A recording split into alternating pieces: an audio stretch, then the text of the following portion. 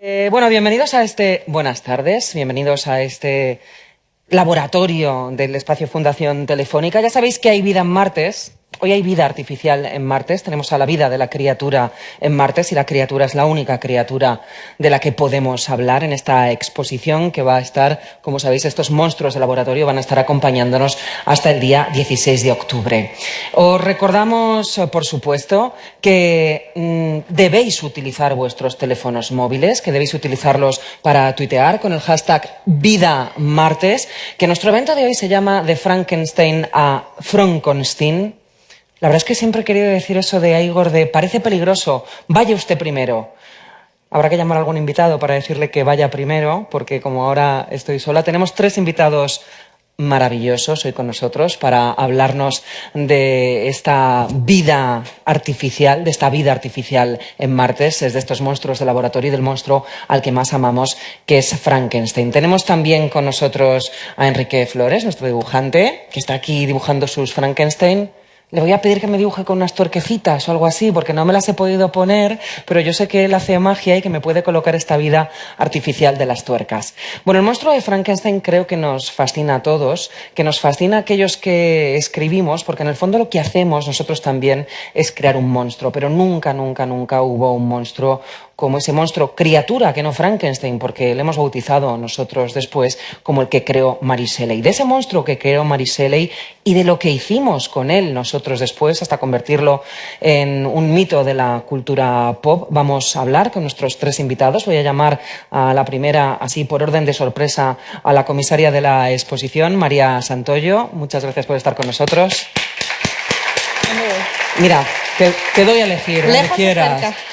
Uy, qué lejos se pone.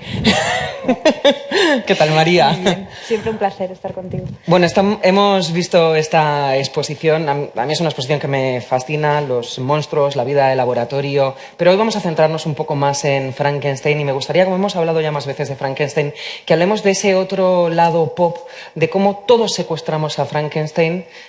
Fíjate que le estamos llamando Frankenstein y es que el pobre no se llamaba Frankenstein, se llamaba la criatura. Frankenstein era Víctor, el doctor. En realidad no tiene nombre, ¿no? Claro. Es el ser abominable, se le llama la novela. El monstruo. Bueno, monstruo tampoco es un término que salga muy a menudo en la novela. Es que es curioso porque precisamente algo muy recomendable es volver a leer la novela y darse cuenta de hasta qué punto está enterrada bajo el mito popular. Es decir, ha quedado casi deslucida por todas las interpretaciones, adaptaciones, readaptaciones y sobre todo esa gran figura icónica que ha sido el Frankenstein de la película de Universal, ¿no? Eso es lo más interesante, ¿no? Cómo hay obras maestras de la literatura. Frankenstein es una obra maestra de la literatura que queda, como tú bien dices, sepultada por el propio amor que le tenemos los lectores a la obra. Y entonces vamos haciendo nuestras interpretaciones, nuestras reinterpretaciones, pero antes de llegar a la versión cinematográfica de James Whale, claro, hay que pensar en que esta novela y este monstruo y esta criatura y este mito que construye Mary Shelley se convierte enseguida en un artefacto de la cultura popular. Es decir, a los pocos años de aparecer publicada la novela, hay ya una obra de teatro en Londres que se representa con éxito sobre el monstruo de Frankenstein, basada en la novela. De hecho, fue la obra de teatro la responsable de que fuera popular la segunda edición de Frankenstein, la del 31, porque la primera edición del 1818, pasó desapercibida. Pero una adaptación teatral enormemente popular dio a conocer la novela y entonces esa segunda edición funcionó mejor. Con lo cual, primero la novela era una novela de género, era literatura popular, es decir, es una literatura de terror, era literatura de género y por tanto perfectamente adaptable en ese momento en teatro, pero en cuanto surgió el cine también hizo primeras versiones de Frankenstein en 1905, creo que es la primera, muy temprano. Bueno, porque se presta a ello, ¿no? Tiene todos los ingredientes necesarios para seducir al público en general, precisamente porque trata sobre el monstruo, y el monstruo, todos llevamos un monstruo dentro, todos tememos al monstruo, es algo muy atávico, muy presente en nuestra vida desde pequeños, ¿no? El miedo, la oscuridad, la noche. Y bueno, la cultura contemporánea de Mary Shelley estaba especialmente volcada en todo el terror gótico, esas atmósferas, ¿no? Que representaban también el ambiente político y cultural del momento, ¿no? Yo creo que supo recoger muy bien esa atmósfera y por tanto la cultura popular lo tomó con mucha fuerza y lo convirtió en otra cosa, ¿no? Pero no por ello menos valiosa, sino simplemente en algo que hace que perviva esa novela. Claro, lo que tiene la novela es una novela que tiene distintas capas, como tienen todas las obras maestras. Esta de la cultura popular, que conecta con todos, tiene una capa mucho más profunda, que tiene que ver también con la creación de la vida, con la propia creación literaria, con la propia, con cómo nos perpetuamos, ¿no? Y con cómo ese sueño de robarle el fuego a los dioses y de robarle la ciencia y de conseguir la inmortalidad, del que habla Marie Shelley, que fíjate, luego está tan presente como mostráis en esta exposición, que no sé si he dicho que está hasta el 16 de octubre, en tantos otros mitos, el mito del autómata y tantos otros mitos que van heredando ese Prometeo y esa criatura de Marie Shelley, ¿no? Lo curioso es que lo único que pervive es que siempre se ve como algo peligroso y con consecuencias normalmente negativas el atreverse a crear un ser artificial, ¿no? A lo largo de toda la cultura popular, empezando por, bueno, hay muchos hay orígenes, citamos aquí el autómata y cuentos de autómatas desde mucho antes, desde principios del siglo XIX, ¿no? Y siempre el hombre es castigado por atreverse a emular a Dios. Y en la ciencia, incluso en la ciencia ficción actual, tampoco se ve con buenos ojos, ni la prensa cuando salen noticias, de investigaciones avanzadas sobre temas de biogenética, ADN, también hay un cierto recelo, es decir, que en ese sentido no solo le tenemos miedo a los monstruos, ante todo tenemos miedo a nosotros mismos, ¿no? Al progreso. Parece que es un temor universal y bastante arraigado en nuestra cultura también. Y pasan los años y seguimos teniendo ese miedo. Aparte de todos estos componentes que tiene el monstruo, ¿qué hay que hace tan atractivo a esta criatura que construye Marie Shelley? ¿Qué tiene aparte de todo esto? Bueno, yo pienso también, el releer la novela, la criatura es magnética, evidentemente. En la novela el lector empatiza mucho más con la criatura que con Víctor Frankenstein, que de hecho es un personaje poco atractivo, ¿no? Incluso no cae del todo bien. Sin embargo, la criatura, pese a que a lo largo de la novela se va enfureciendo más, ¿no? Y haciendo cada vez más diabólica y cometiendo actos cada vez más infames, uno sigue del lado de la criatura porque en el fondo lo que ha sucedido es que la civilización no la ha aceptado, pese a que la criatura ha hecho todo lo posible por ser integrada, por integrarse en la civilización. Y además es una criatura, contrariamente a lo que es la película de Whale, donde básicamente Karloff hace... Pero la criatura de Shelley, ¿no? Es una criatura culta, lee a Milton. Sí, es fantástico. Tiene emociones muy elevadas, ¿no? Muy románticas. En ese sentido yo creo que es un alter ego absoluto de la propia Mary Shelley y de los poetas de su círculo, ¿no? Yo creo que la criatura se vive como ese poeta romántico marginado de la sociedad o automarginado de la sociedad, porque Lord Byron se automarginaba de la sociedad, él quería distinguirse, ¿no? del resto, pero hay una identificación muy fuerte entre esa criatura que tiene sentimientos elevados, una sensibilidad muy concreta, pero que la sociedad rechaza por ser distinta, ¿no? Y en ese sentido yo creo que todos en un momento dado nos podemos sentir identificados con esa criatura, con el sentimiento de rechazo en un momento dado. En la adolescencia, por ejemplo, es una lectura que también los adolescentes se pueden sentir identificados por los sentimientos de no adaptación a determinados círculos que en un momento dado uno puede tener. Es decir, que yo creo que son todos esos valores los que hacen de esa novela una novela universal.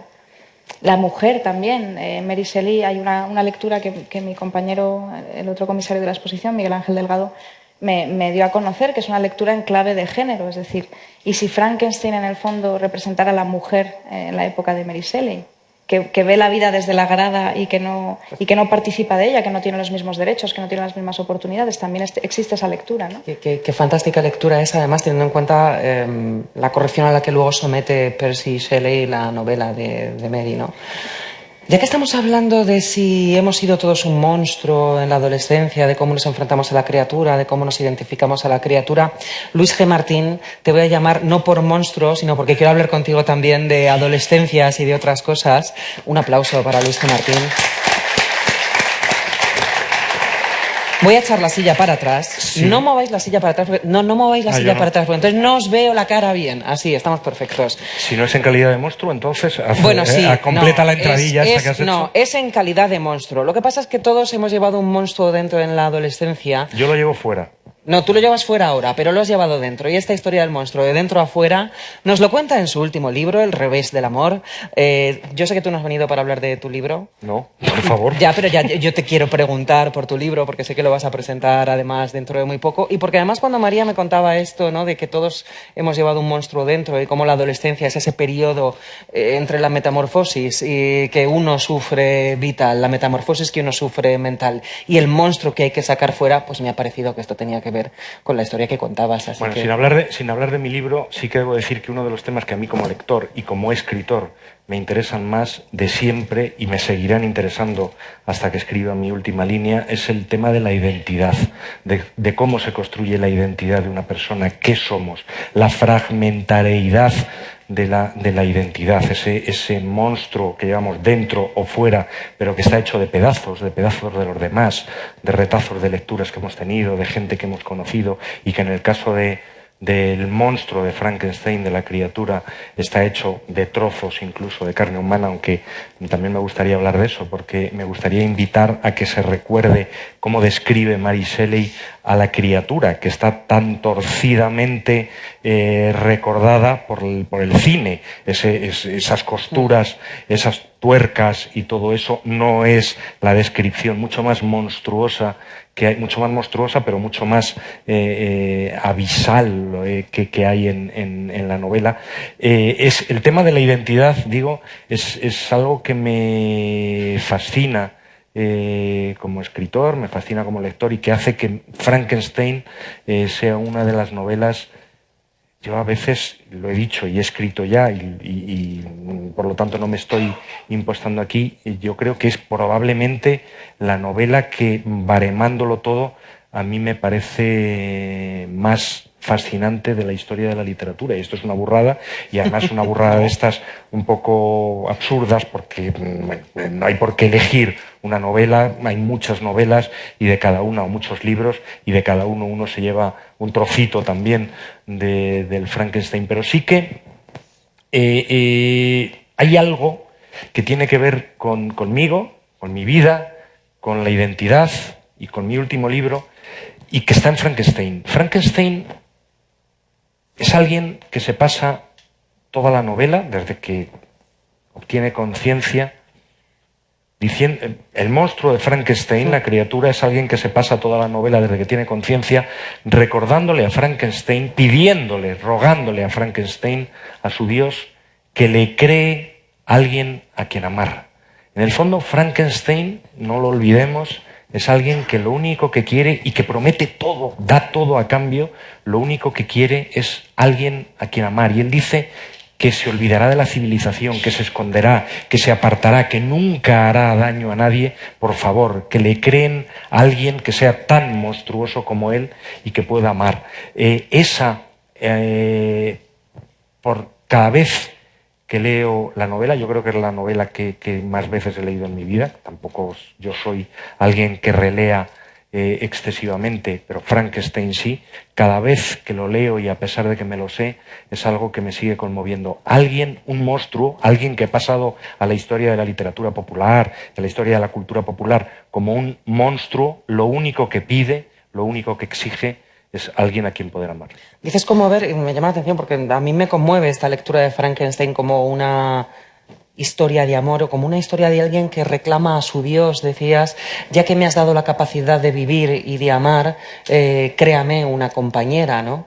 Ya que me has creado, dale otro sentido a mi vida. También hay una lectura un poco religiosa de la petición a ese creador que es Víctor Frankenstein, como de me has puesto en la tierra, ¿para qué me has puesto en la tierra? Dame la posibilidad de ser feliz, ¿no? Y eso es algo que nos apela también a todos, ¿no? Religioso en el sentido más amplio, sí, y en el que somos más religiosos todos. Sí. Yo creo que en ese sentido es difícil no ser religioso, intentar buscarle un sentido a la vida, por banal que sea, pero un sentido real, es algo que intentamos hacer, yo creo que siempre, y que es lo que nos lleva la mayor parte de las veces a la desesperación, pero que en los simbolismos de los monstruos hay otro monstruo al que yo adoro y que también lo único que quiere es amar, que es King Kong. O sea, al final es alguien que se enamora y que lo que quiere es eso, justamente dar la oportunidad, ese mito de la bella y la bestia.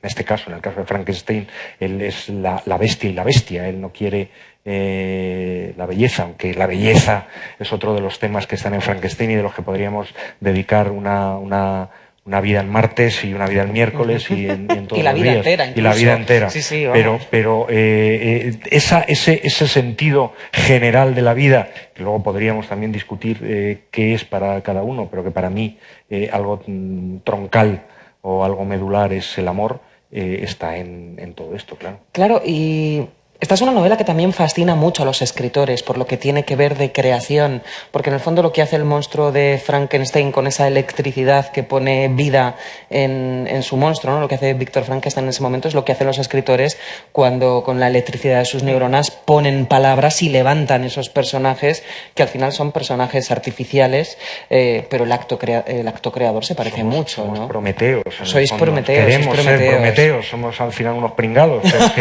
Bueno, empezó por PR, pero... Queremos ser Prometeos, claro. Al final yo creo que cuando uno escribe y cuando uno lee, escribe para, bueno, cuando uno lee menos, pero también Sí. uno crea también, en el acto de leer, uno crea vidas, uno crea universos en los que solo están él y el escritor que ha escrito, y cuando uno escribe, pues evidentemente uno está modelando la forma, la vida de criaturas, y sin duda en ese sentido, yo desde luego Frankenstein me fascina como ser humano, como persona frágil, débil y como monstruo por dentro y por fuera que he sido y soy en distintas épocas de mi vida, pero desde luego como escritor también, porque esa forma de recomponer las partes de un cuerpo y de un alma, sea eso lo que sea, están ahí. Yo debo decir que ya tengo mucha literatura a mis espaldas porque la edad no perdona.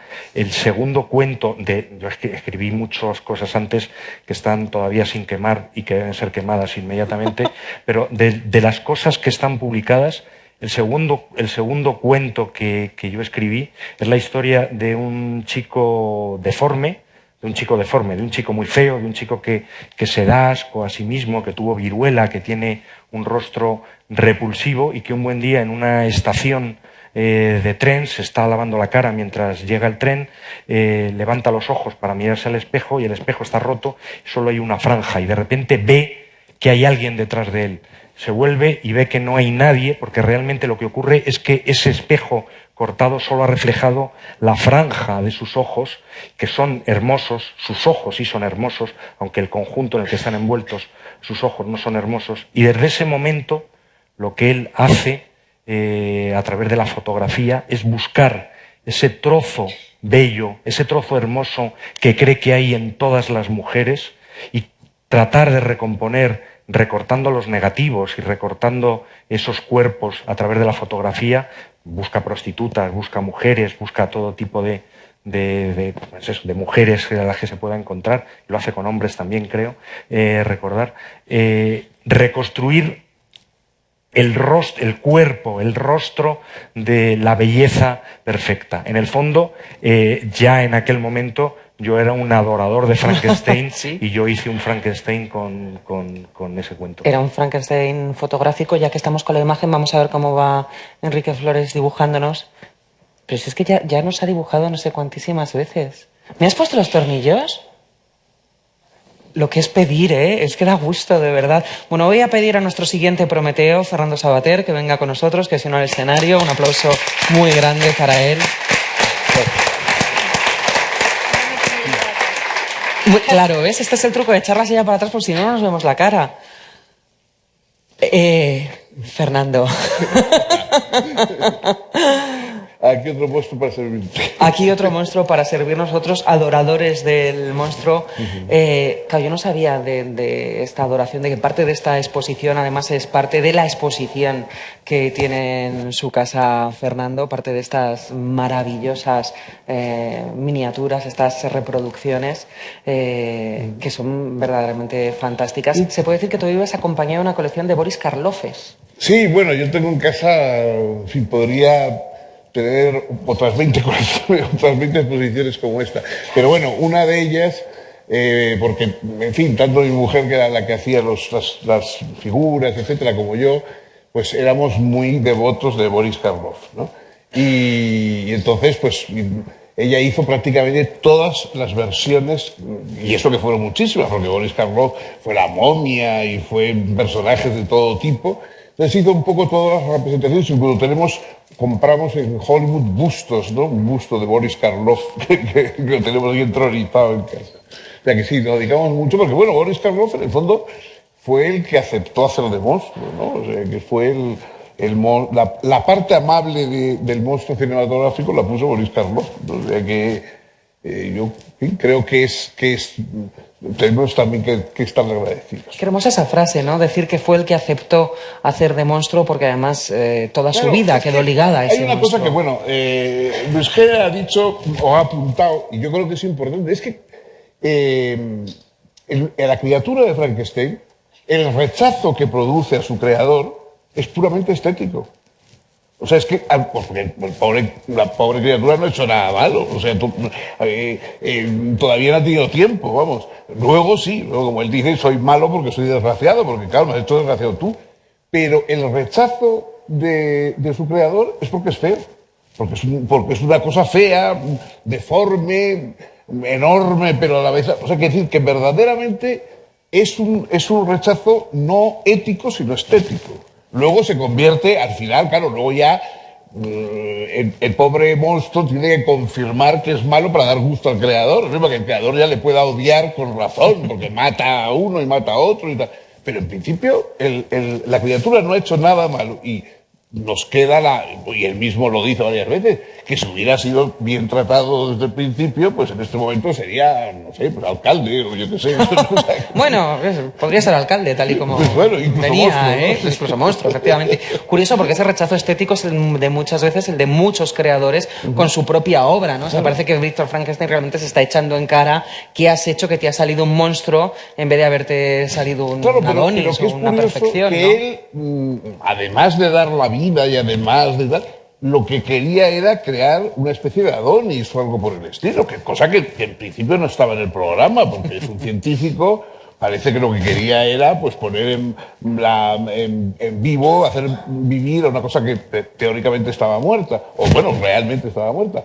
Pero claro, de pronto descubrimos que además de vivir, lo que quería era que fuera Leonardo DiCaprio. O sea, que claro, que no estaba en el planteamiento inicial, pero sin embargo todo el rechazo viene de lo feo que era, ¿no? Cosa que eso, en la película, el Víctor Frankenstein, hombre, se asusta un poco, claro, porque por el tamaño pero en principio no lo rechaza por feo, ¿no? Espera que empiece a hacer cosas peligrosas para rechazarlo, ¿no? O sea, que de modo que ahí en la película lo acepta más tal como es, ¿no? Claro, es curioso lo que decía. Estás hablando, es que lo he buscado antes, voy a Dale, para busca. leer la descripción que hace exactamente Mariseli de... Vale, se la tienes ahí, que si no tenemos manuscrito. Es curioso lo que decía María, ¿no? En esto que señalabas ahora mismo de lo feo que era el monstruo y que él en un principio no es malo. Claro, lo que Víctor Frankenstein, que luego no está en la película, no parece apreciar, son esos valores intelectuales y esa sensibilidad que tiene el monstruo para la poesía, para las artes, cosa que luego queda absolutamente cercenada en la película de James Whale, porque vete tú a explicarle al público de esa época que el monstruo lee a Milton, ¿no? O sea, claro. Además, Todavía más monstruoso todavía. Claro, ¿no? efectivamente. Que lea a Milton, por Dios, llévensele de aquí. Qué además escándalo. es que adquiere esas capacidades no a través de Víctor Frankenstein, ¿No? que lo rechaza desde un primer momento. Porque, Claro. en el fondo, Víctor Frankenstein lo que rechaza es el acto mismo de haber dado vida a cadáveres. Entonces ya desde la primera noche se aterroriza en cuanto ve al engendro, Sí, se porque lo llama el rechaza engendro, en cuanto se huye de su casa. Entonces ya no lo vuelve a ver más. Luego se refina solo, porque se refina a través de otras personas, ¿no? A través de ver a otra familia. Es decir, que es una historia bastante compleja en ese sentido. Fíjate que esta es la escena más puramente de novela de terror que tiene la novela, que es que Frankenstein, el hombre transformado, sacudido por lo que acaba de hacer, se va a su cuarto, se echa a dormir y al despertar en medio de la noche, a oscuras, con la luz que entra de la luna por la ventana y tal, de pronto ve al monstruo al lado al pie de la cama mirándole, ¿no? Entonces, esa es la escena de terror de la película. O sea, ese es el momento en que el tipo se lleva el susto de muerte cuando ve al otro mirándole allí al borde del mundo. El súcubo, ¿no? Que es una Sí, figura sí, el tan, súcubo, ¿no? efectivamente. Alguien agazapado en los pies de tu Habría cama. preferido un incubo, pero en fin. ¿Has encontrado el fragmento? Dice Mariselli. Sus miembros eran proporcionados y había elegido rasgos que fueran bellos. Bellos. Dios mío. Su piel amarilla apenas tapaba los músculos y las arterias que cubría. Sus cabellos eran largos y de un negro lustroso. Sus dientes de un blanco perla. Pero toda esta exuberancia no hacía más que crear un horrible contraste con esos ojos acuosos, del mismo color que las órbitas pálidas en las que estaban insertados, con su piel marchita y sus finos labios ennegrecidos. Tiene rasgos que son los rasgos que usamos para lo de los dientes de color perla. Bueno, ya quisiera yo tener unos dientes de color perla. Rasgos que a veces se han usado para describir la belleza y desde luego no hay costuras, no hay tuercas, no hay nada que nos recuerde a una composición monstruosa y todo es proporcionado y todo tiene algo que en el fondo quizá, y esto ya es mi cosecha, quizá es demasiado monstruoso por demasiado bello también. Luis G., pero esto es muy bonito. Esto es muy bonito, lo de Pero la es un poco hermosura mentira, como sí. monstruo es fantástico. Pero tú lo indicabas antes, que más allá del aspecto físico del monstruo en la novela, que ahora hablaremos del aspecto físico del monstruo, el que hemos inventado los demás y el que le hemos dado, están esos ojos acuosos, está esa extrañeza de que lleva el mal dentro, ¿no? Y que es todavía mucho más inquietante. Pero es lo que decía Fernando, falsamente, porque no Sí, se le ha dado claro. todavía ocasión, porque no ha podido todavía hacer nada. O sea, es algo estético todavía y es lo que al final, esa frase que es demoledora y devastadora, soy malo porque soy desgraciado, y que además está perfectamente demostrada en el libro. Luego él en algún momento creo que dice, tengo yo la obligación de ser compasivo con la sociedad que no lo ha sido nunca conmigo. La respuesta evidentemente es no. Voy a una historia de venganza, que es otro de los temas que a mí me apasionan, la venganza de alguien que no puede hacer otra cosa que dedicar su vida a vengar el mal que se le ha hecho. Yo es que creo que es un libro, me estoy viniendo arriba. Es que, pues, está bien, claro, ahora le voy a preguntar, por eso no te gusta el jovencito Frankenstein, porque es la manera de blasfemar el libro que adoras. Absolutamente, absolutamente. No me obligues a decirlo, detesto el jovencito Frankenstein. ¿Qué morro tiene? No me obligues a decirlo y no he hecho ni pausa. No, pero es curioso cómo, claro, cuando uno ama mucho una obra original, luego le parece que cualquier reinterpretación, y más si es una reinterpretación... el jovencito Frankenstein era mala. Claro, no vayamos si es una a- reinterpretación como esta, que es grotesca y muy de parodia y muy de tal, pues siempre uno termina A mí no sin me hizo estar de ninguna acuerdo, gracia. ¿no? A mí no me hace ninguna gracia, no me saques el tema, no me menciones a Igor. Fíjate, eso yo lo entiendo, Luis. Sí. Pero, claro, yo tengo a mí me gustó el jovencito Frankenstein, pero porque mi Frankenstein, antes de ser el de la novela, que leí pues a su edad, pero en fin, yo ya con 15 o 16 años leí la novela, pero antes, el primer Frankenstein de mi vida había sido cinematográfico, por supuesto, como en tantos, pero no el de verdad, sino el de Abbott y Costello contra los fantasmas. Hoy eso es fantástico. Porque, claro, hoy los niños a los 4 años han visto todo el cine de terror del mundo y han visto Alien y han visto todas las... Pero antes no, a mí que me encantaban las historias de terror y me fascinaban los cómics y todo lo que apareciera algo de terror, pero claro, no había manera de ver películas de terror porque no nos dejaban entrar y no... Bueno, yo cuando era pequeño no había televisión siquiera. Entonces no teníamos películas. Entonces, la primera vez que pude entrar en un sitio y ver a Bela Lugosi en carne mortal, bueno, en su caso inmortal, y ver al que no era Boris Karloff, porque el Frankenstein de Abbott y Costello era el Glenn Strange, que nunca se ha sabido muy bien quién fue, pues, se apellidaba Extraño, de modo que... entonces la primera vez que vi a Frankenstein fue ahí. Entonces, para mí, Frankenstein siempre tiene una dimensión relacionada con algo de humor, ¿no? Es decir, porque la película era humorística, era también un poco grotesca, ¿no? Y entonces no me chocó tanto ver el personaje en la película de Mel Brooks, el personaje humorístico, ¿no? O sea que lo acepté bastante bien dentro de...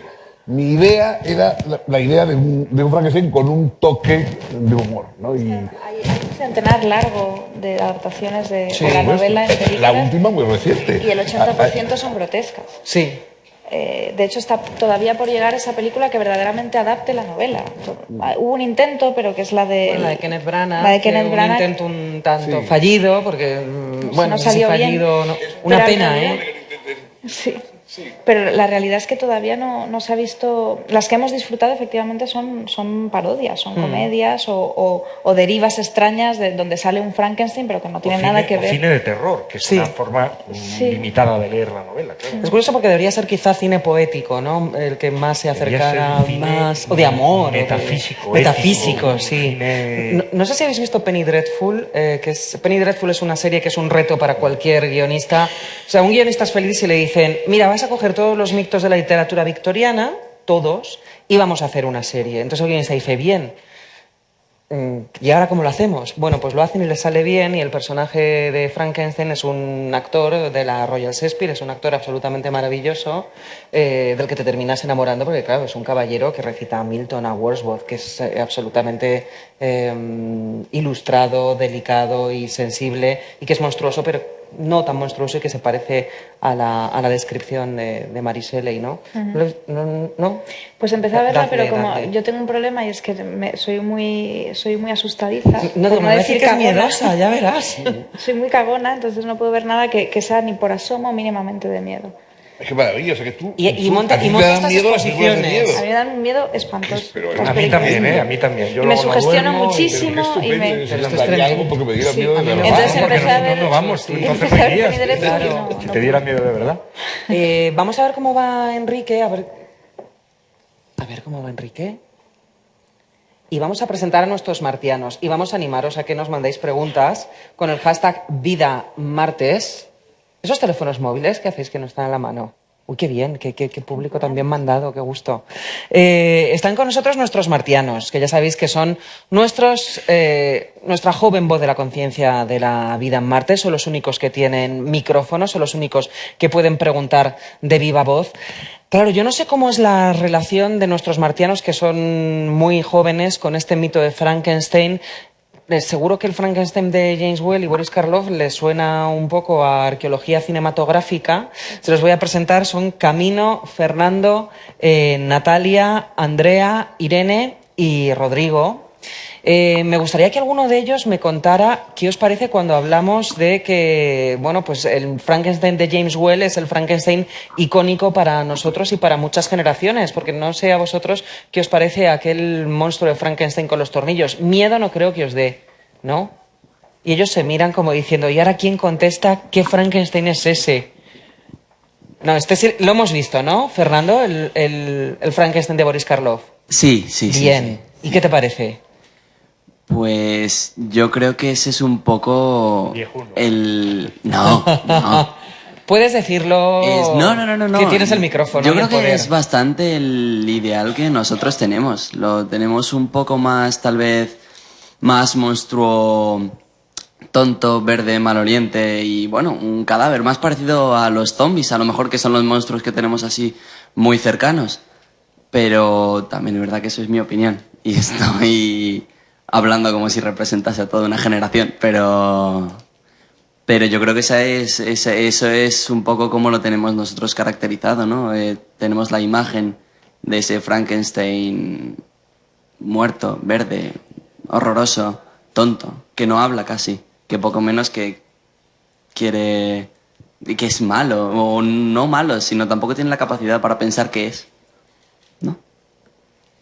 Eso me gusta, ¿no? Que no tiene la capacidad para pensar qué es y para pensar qué es lo que está haciendo, ¿no? Hay un rasgo que ha sobrevolado y que hemos mencionado, yo creo que todos, pero en el que no hemos ahondado y que tiene que ver con lo que Fernando ahora también apunta, que hay algo que a mí también me encanta del monstruo de Frankenstein, que es la juventud personificada, alguien que tiene unas ganas de aprender, una curiosidad vital, una necesidad por enterarse de todo, por observar, por espiar, por aprender el idioma, por leer, por conocer el mundo, que es lo que creo que nos identifica a todos como jóvenes cuando lo éramos, los que lo éramos, pero esa necesidad de expandirse que está también en el monstruo de Frankenstein.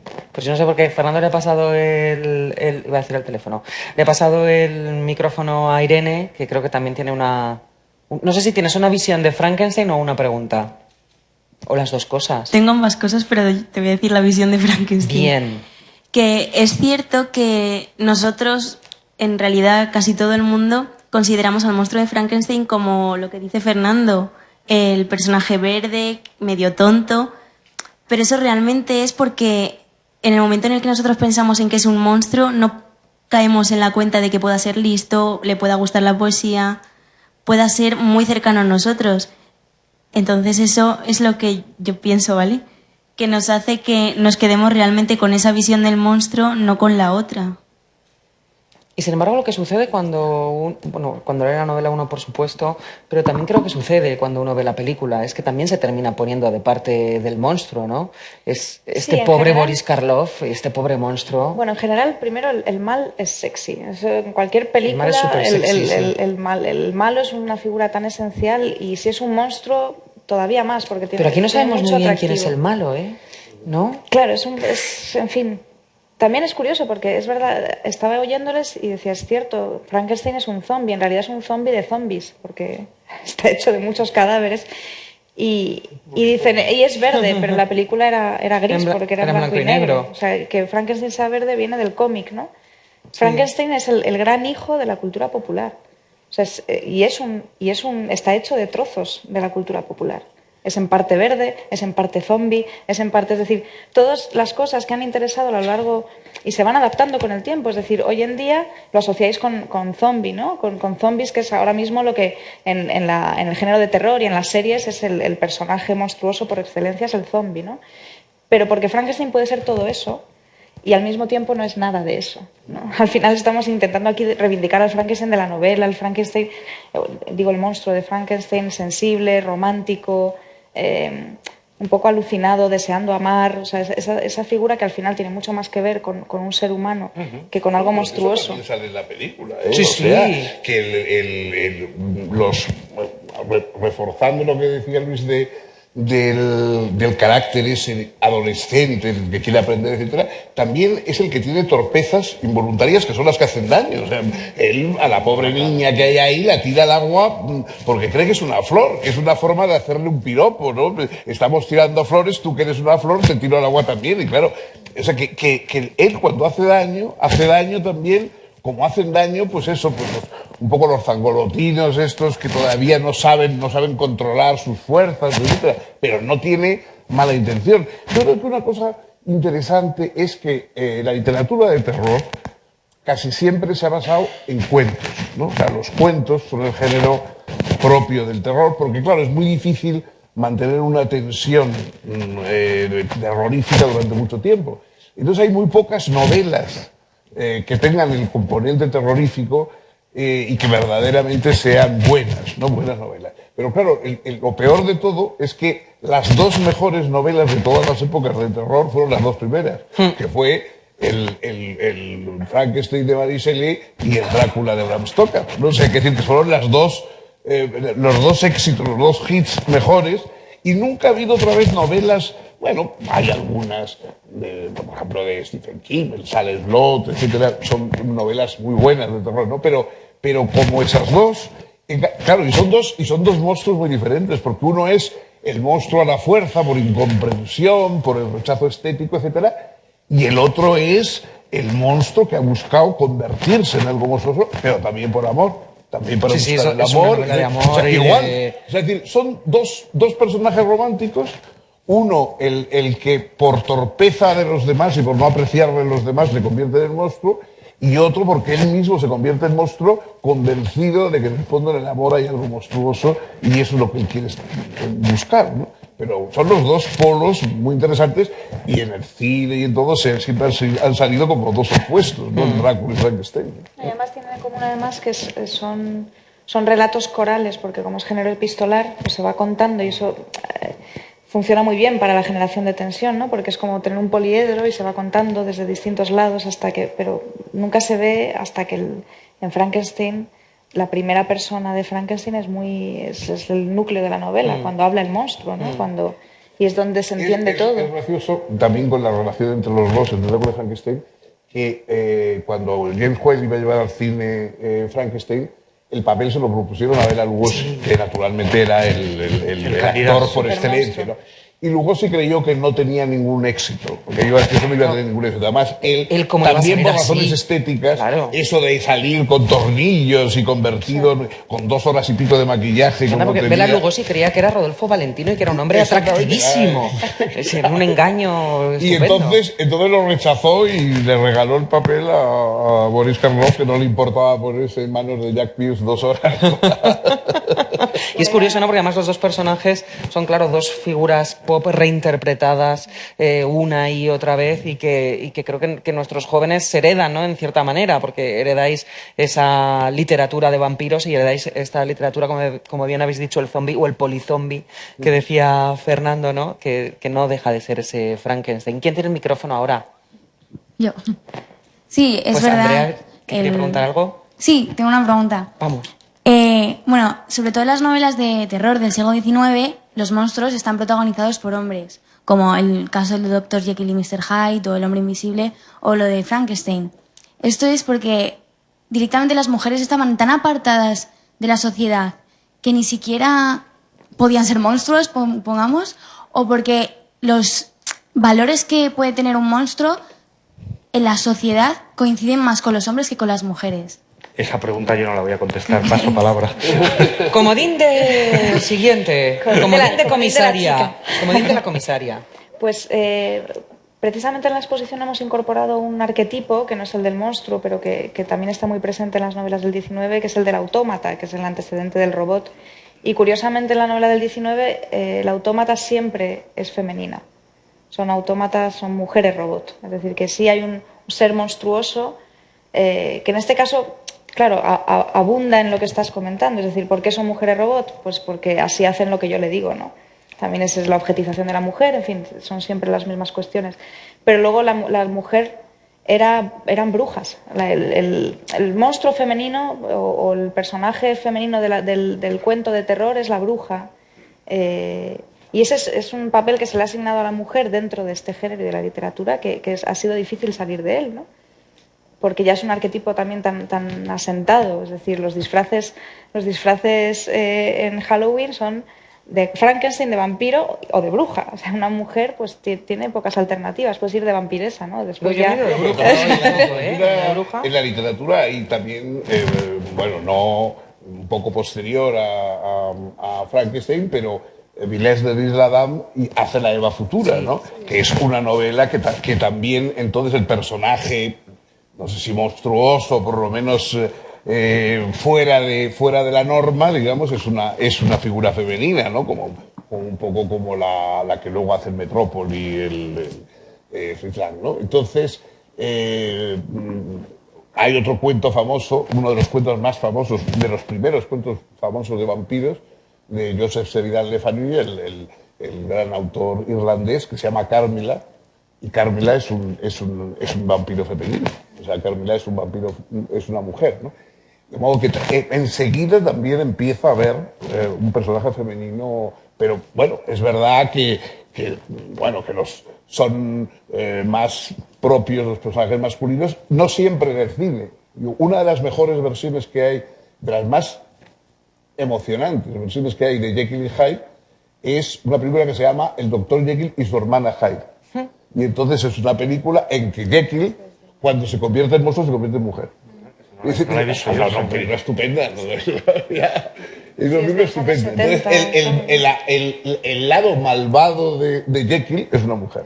¿no? Bueno, es y que es está- una película de las mejores versiones que hay de Jekyll. ¿Sabes? Es que la figura de Lilith, ¿no? De la mujer fatal, la mujer que arrastra a la perdición, de Salomé, es una cosa bíblica casi, ¿no? De la mujer la bruja, un poco es la mujer que acaba llevándote por el mal camino, empezando por Eva y todas las que le siguen, ¿no?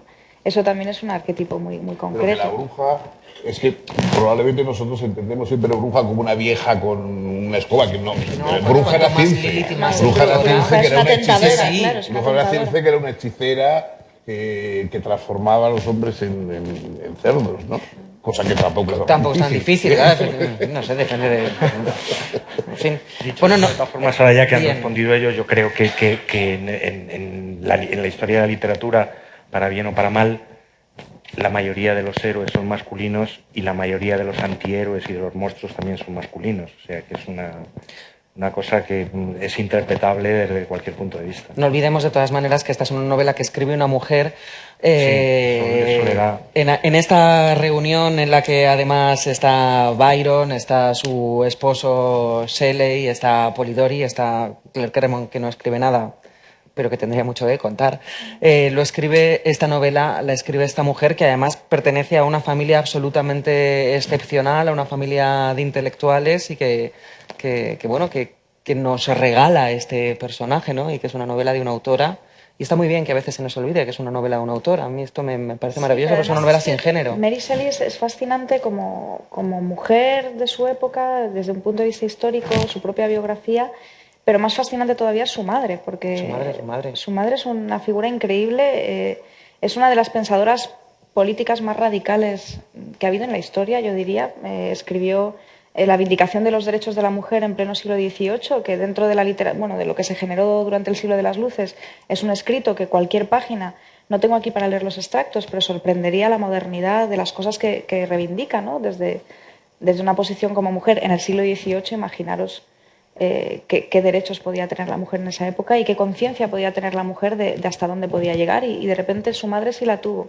Y aunque Mary Shelley no llegó a conocerla porque murió, no sé si durante el parto, ¿no? De parto. Sí, murió. Pero tuvo una influencia muy poderosa sobre ella a través de los escritos, a través de su memoria, es decir, su padre, que también era un pensador.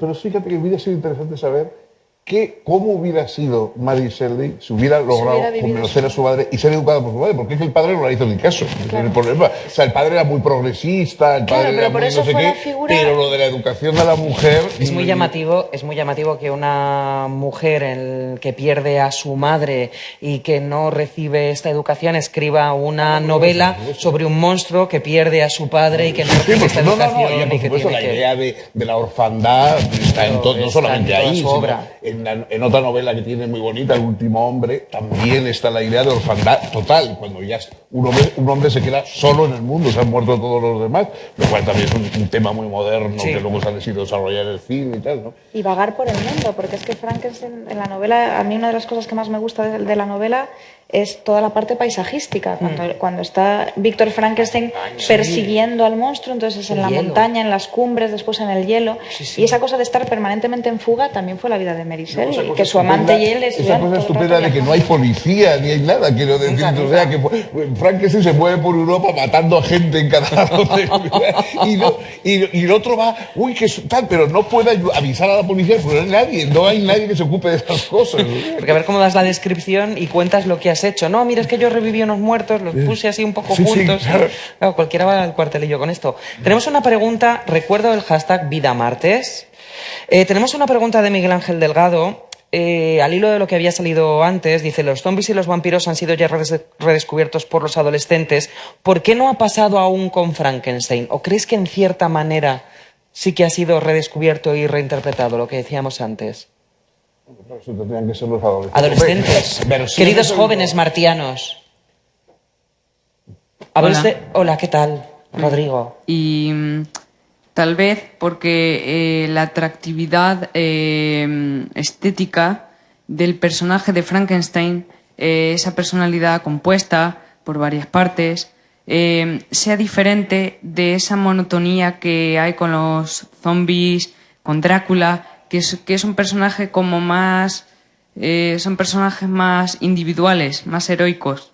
Y Frankenstein es todo lo contrario. Es un personaje que está retratado por ser huérfano y carecer de ese espectro de vida y de pasión que tienen los otros personajes. Los zombies no, los zombies son más hechos en serie, ¿no? O sea, que Drácula y Frankenstein son ejemplares únicos, ¿no? Luego, bueno, vampiros es verdad que luego hay muchos y se han multiplicado mucho, ¿no? A diferencia de Frankenstein. Pero Frankenstein es un ejemplar único, mientras que en cambio los zombies siempre van en manada, ¿no? O sea que... Sí, pero bueno, lo que tú vienes a decir más o menos es que la complejidad de Frankenstein... ¿qué? ¿Impide que un joven o que vuestra generación pueda interesarse por ello? Que es lo que no me ha quedado claro Sería más un tema generacional, porque cada persona es un ser distinto.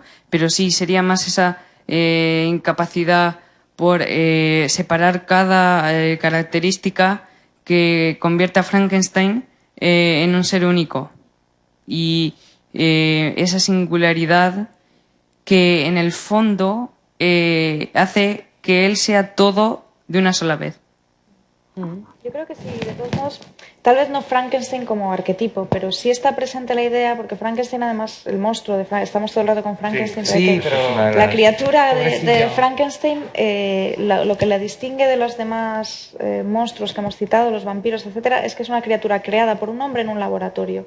Y en ese sentido, cualquier superhéroe Es una la criatura, mosca, Spiderman, cualquiera, los orcos del Señor de los Anillos son un poco un ejército de Frankenstein, ¿no? cualquier criatura creada a partir de nuevas tecnologías, porque también era con la nueva tecnología de su época, que no se describe exactamente, pero después en el prólogo de la segunda edición sí que ella menciona que es a través del galvanismo, ¿no? Que era el galvanismo eran experimentos de Luigi Galvani, de una generación anterior, pero que consistían en aplicar corrientes eléctricas a animales muertos o incluso a reos recién ejecutados para ver qué pasaba. Entonces esas descargas que generaban y eso estaba en el aire, se hablaba mucho de ello y eso está presente en la novela, y hoy en día es lo mismo que considerar que gracias a los avances biogenéticos o gracias a los avances tecnológicos, estamos hablando de cyborgs, o se puede crear un ser robótico, medio hombre, medio máquina, medio tal, y todos ellos son Frankenstein, con lo cual yo creo que sí que está Los presente. replicantes son Frankenstein. Todos en son el fondo, y Frankenstein. todos los claro. androides que son heredaron. son seres tecnológicos. Claro. Robocop es muy Robocop es un Frankenstein. Robocop es el más Es Frankenstein de bastante todos. Frankenstein. De todos. Es bastante El Robocop era un ser vivo, ¿no? Sí, o sea, quiero decir, ya no me acuerdo, era un hombre, quiero decir, un hombre Sí, que pero con destrozado. todo el Un cuerpo. poquito galvanizado. Físicamente después. sí, pero que venía ya con el alma de Sí, serie. venía con el alma Venía con el de alma fábrica, venía con puesta el de... Vamos a ver cómo van... Uy, Enrique, si estaban tus dibujos aquí ahora mismo, iba yo a darle paso. Claro, están aquí nuestros martianos. Enrique, ¿por qué no nos pones alguna tuerca, tío? Ah, ahora todos queremos tuercas. Ahora no nos gusta que lo de James Well le puso las tuercas así porque le dio la gana y todos queremos tuercas. Pues tuercas para todos. No sé si hay algún... Sí, hay algún martiano más que tiene más preguntas. Camino, que tiene ahora el micrófono. Hola. Pues me fijé en que la novela de Mary Shelley, lo siento, como que el monstruo lo ha construido siguiendo también un poco los miedos de la sociedad en aquel momento. El miedo a lo desconocido, etcétera, como comentabais antes, ¿no? Entonces os animo y os reto un poco a que construyáis el monstruo del siglo XXI. Si tuvierais que construir un monstruo ahora, pues ¿cuál sería? ¿Cómo sería? Y sobre qué miedo se basaría, etcétera. Pero si está Donald Trump, ¿no? Está Donald Trump para que no se construir nada. Perdón, ellos construyan. No, bueno, es verdad, claro, el monstruo, la criatura de Frankenstein, es también el primer superhéroe. O sea, lo que pasa es que ahora todos los superhéroes son vistos de forma positiva, porque la criatura de Frankenstein tiene una resistencia, una fuerza, una velocidad, que eso es lo más distinto de la película. La película, Frankenstein va despacito, el hombre, y yo siempre me recuerda, los que tenemos artrosis, siempre nos vemos un poco reflejados en la forma de andar de la criatura de Frankenstein. Bueno, en cambio, en la novela es veloz, es rapidísimo, está aquí, de pronto ya se lo ve allí lejísimo, nada como un pez, en fin, es una cosa... Y es un superhéroe, pero claro, es un superhéroe que tiene el lado que tienen todos los superhéroes, un poco de figura extraña, de rechazo, etcétera. Él lo tiene, como es el primero de todos, lo tiene enormemente acentuado, ¿no? Hoy, efectivamente, un monstruo sería, bueno, probablemente sería un clon de alguien negativo, ¿no? O sea, la idea del clon, la idea de esa especie de duplicación de lo que hay, ¿no? Novelas como, y películas también, como los niños del Brasil, ¿no? de Ira Lewin, en que el clon es un clon de Hitler que se reproduce. Pues eso sería un poco la idea del monstruo, ¿no? Un clon que reprodujese una de las figuras temibles que hoy conocemos. Porque, claro, insisto, malo, como ejemplo del mal, solo puede ser un ser humano, porque la criatura de Frankenstein no es mala porque no hay ningún no sigue ningún ejemplo malo. O sea, no sigue ningún ejemplo malo. El pobre lo que hace es ir inventando su conducta de acuerdo con el rechazo de los demás. Yo creo que Me voy a levantar para colocarle el teléfono a Fernando mientras que María... Uy, el teléfono, el micrófono, mientras que María responde. estaba pensando que me parece... No, es que esto es una cosa de laboratorio horrible. Hace un daño... Yo tengo la tuerca, yo necesito la tuerca. Y hace un daño espantoso, efectivamente. Perdón. O sea, me parece una pregunta muy interesante que igual tendríamos que ir a casa, pensarla y luego volver otra vez. Pero a mí me parece que el monstruo contemporáneo es anónimo, eso para empezar. Ya no es un ser único, como decías antes. Yo creo que el monstruo contemporáneo justamente ampara su monstruosidad en el anonimato de la masa, ¿no? Yo creo que sería un monstruo colectivo, estaría en Twitter, ¿no? Así circulando. Estaría, has dicho. Sí, así en un condicional, como si no viviría, estuviera. viviría como soplando ideas maliciosas y sembrándolas por la red, ¿no? Yo creo que será, ¿no? Estaría, claro. De hecho, para dar tres respuestas completamente distintas, fíjate, te discutiría la premisa. Yo creo que Frankenstein sigue siendo un monstruo moderno. La estética, el cómo pintarlo y el cómo dibujarlo, ya lo veríamos, y de hecho el cine nos ha dado muestras de muchas maneras de modernizar o de localizar históricamente a ese monstruo, pero yo creo que en lo que se refiere a los miedos del que ve de fuera, que supongo que es por donde va la pregunta, Frankenstein a mí me parece que sigue siendo tiene todos los ingredientes del monstruo, no de ahora, sino eterno. Es alguien creado de la nada, que es algo que no podemos entender. De hecho, hay otra de las cosas que a mí me recuerdo que me gusta mucho de Frankenstein. En algún momento Frankenstein, el autor, Víctor Frankenstein, dice de su monstruo que era incapaz de entender la muerte. O sea, la criatura de Frankenstein es incapaz de entender las reglas en las que nos sustentamos los humanos. Eso a mí me parece que da miedo, antes sigue dando miedo y dará miedo eternamente. Es alguien construido de partes, que antes lo comentabais también vosotros y hemos hablado nosotros, esa identidad desconocida, fragmentaria, y es alguien que, por bello o por monstruoso, depende de lo que elijamos y de cómo leamos la descripción de Mary Shelley o qué versión de la película que veamos, pero nos resulta repulsivo. O sea que en ese sentido yo creo que Frankenstein tiene todos los ingredientes para seguir asustando durante mucho tiempo. También puede ser una mujer adicta a la cirugía plástica. O sea, Kim Kardashian, si se pone culo en la cara, es Frankenstein, ¿no? Pero esto no se lo ha hecho todavía. No, pero estoy pensando que, claro, hay mucho de Frankenstein en la Le va a salir sociedad otra contemporánea. exposición de esta pregunta, o sea, después de esto, sí, pero... Las Kardashian, la exposición. Efectivamente. Monstruos de laboratorio, las Kardashian. Pero no lo tuiteéis, que luego sois muy malos. No sé si tiene Natalia el micrófono ahora, he visto ahí una maniobra de me paso el micrófono, pues lo tiene Natalia así. Sí, a mí me gustaría seguir con esto, con la línea del monstruo, pero desatando el friquismo, que yo soy muy friki. Ahora mismo, si tuvieseis que elegir una sola versión de todas las que hay de la criatura, ¿con cuál os quedaríais? Una sola versión. Con una sola versión. Quiero decir, ya sea la del libro de Mary Shelley o preferís a lo mejor alguna que han llevado al cine. Sí, ¿y por qué? ¿con qué Frankenstein preferiría? Yo sin duda con el de Mary Shelley, con la novela. O sea, yo no he visto ni mucho menos todas las... ¿Cuántas has dicho que había, Fernando? Un montón. Bueno, no sé, yo creo que así recensionar las 90 y tantas. Ni de lejos he visto ¿Pajares y todas. Esteso esto no lo hicieron? ¿Cuál? ¿Esto se les escapó a Pajares y Esteso, lo de Pues Frankenstein? habría que indagar. Ya me Pero extraña, ¿eh? de todas ellas, y que insisto, visualmente cada uno le tenemos que poner el rostro que leamos, el rostro y el cuerpo que leamos, pero yo de todas las historias, la que me sigue conmoviendo y la que me sigue, en la que sigo encontrando cada vez algo distinto, que es estas cosas que dicen que ocurre con los libros buenos, que cada vez que los lees encuentras siempre alguna palabra que te ilumina, me sigo quedando con Mary Shelley. Hombre, a mí la novela me parece realmente es de esos casos en que, ya sabes, el chiste ese que cuentan de la cabra que está comiendo con otra en el campo y entonces cae de pronto de un avión que pasa, caen un par de rollos de película, ¿no? Por allí la cabra, como se lo come todo, pues va y se come el rollo y le dice la otra cabra, está bueno y me gustó más la novela.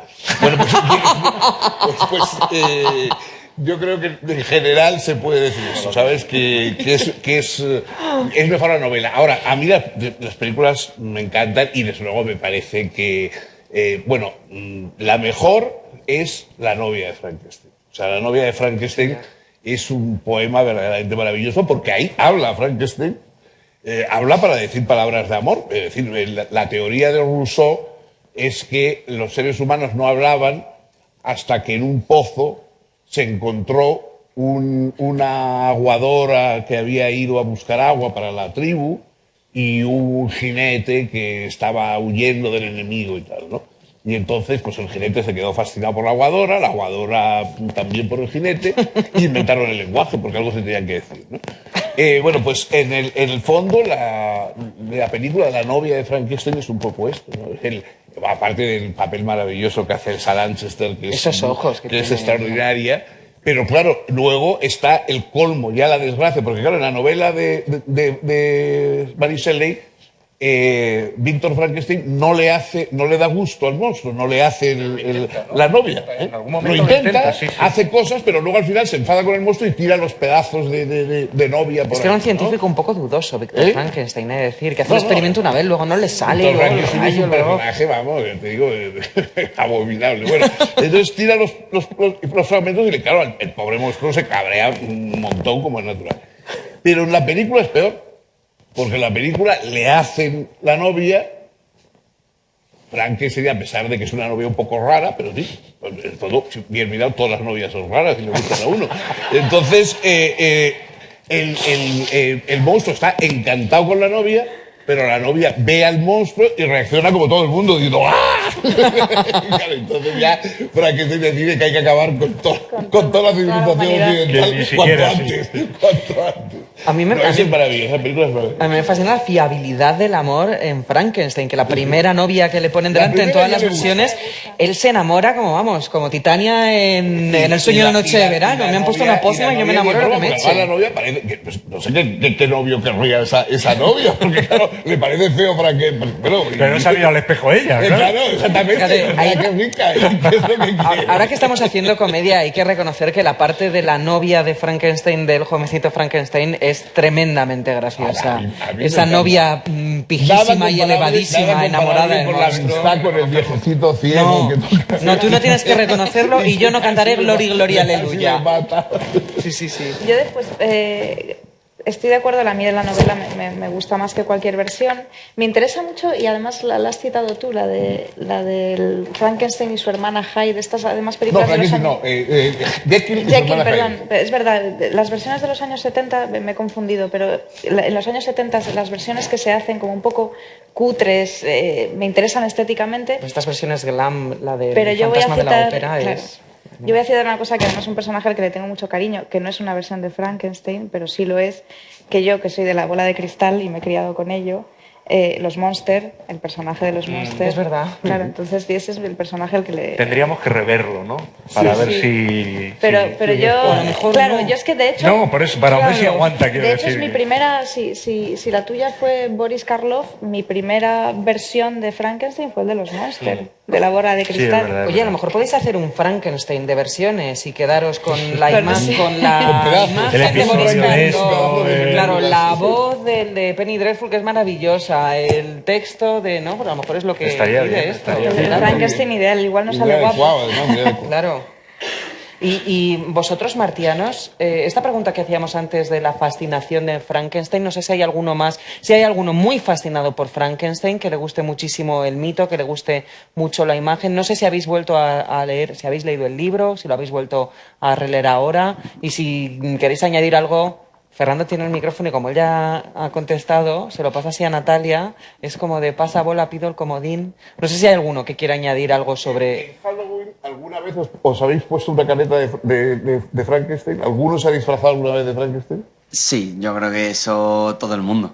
Bueno, yo no, otros buscan otros. Frankenstein es un fijo en esos, pero no todo el mundo lo elige, o sea que... Es la que da más calor. No, Mujeres una no bien, que es pero- más fácil de fingir el aspecto, o sea, la forma de andar, etcétera, etcétera. Pues es más... pero no sé, yo por ejemplo veo muchos chavales, yo de los que conozco pequeños, les encanta ir vestidos de vampiro, con Sí, la de sangre Drácula, pintada, sí. eso todo se les encanta. Pero no recuerdo muchos Frankenstein, vamos, muchas criaturas de Frankenstein, quiero decir.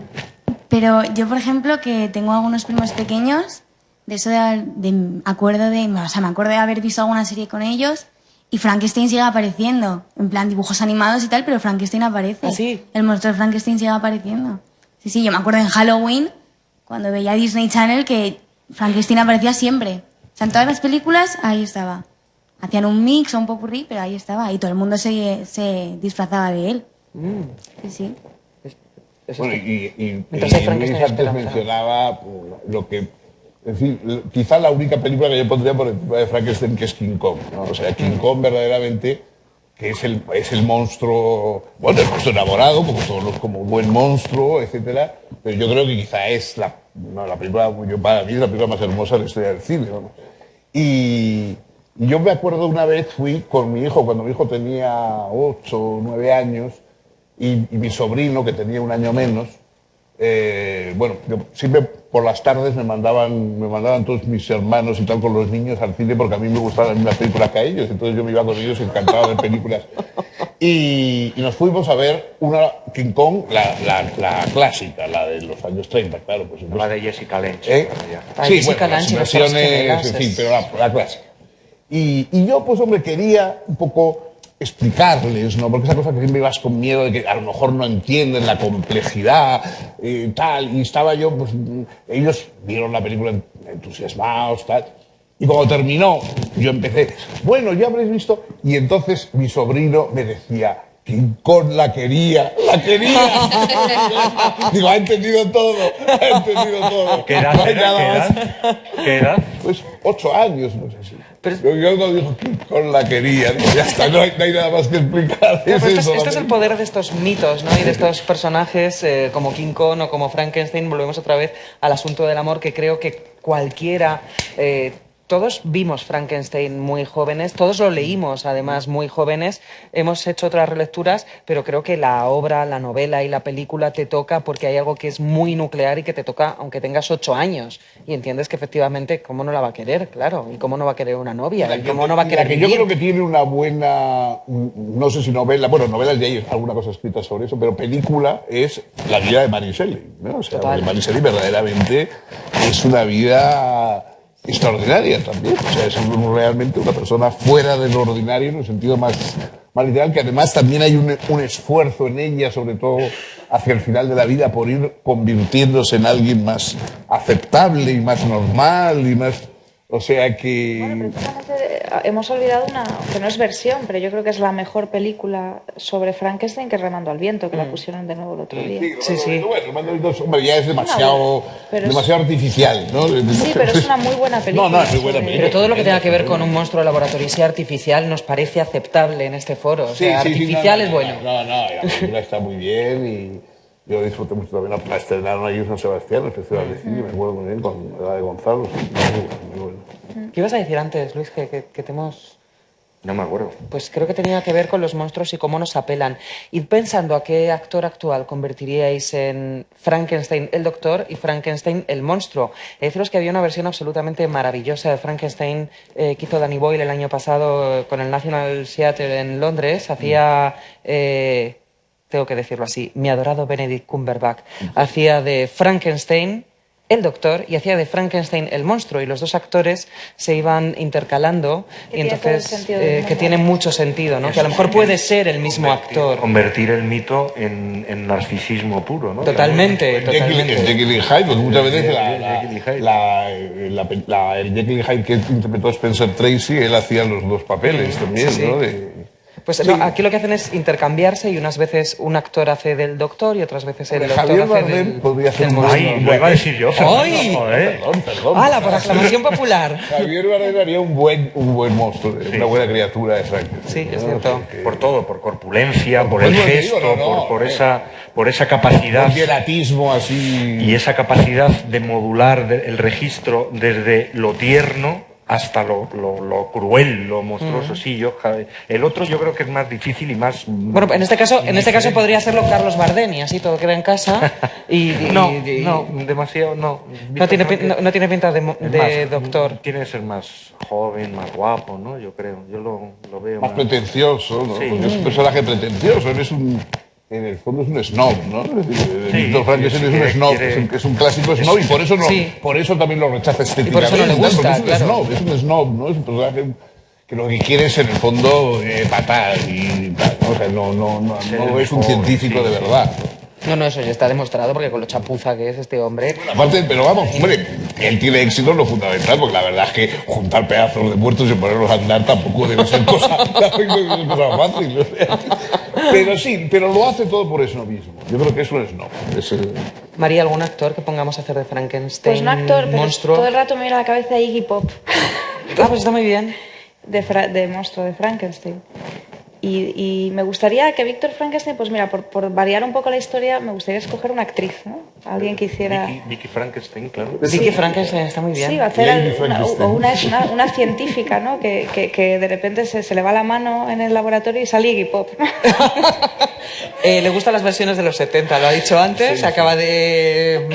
Vamos a hacernos aquí una versión de los 70. Jessica Lange pariendo a Iggy Pop en el laboratorio. Lady Una Gaga. versión con Angelina Jolie de Víctor Frankenstein y con Brad Pitt Y de con Brad monstruo. Pitt, pues Brad Pitt haría muy bien de monstruo, porque ya os he dicho que no es tan guapo en persona, que lo que es muy fotogénico. Bueno, ya fueron un Frankenstein, de hecho eran Brangelina. Eran un Frankenstein total. ¿Cómo vamos con los dibujos, Enrique? Ya, ¿tiene tuercas, Luis G? Tiene tuercas, Luis G.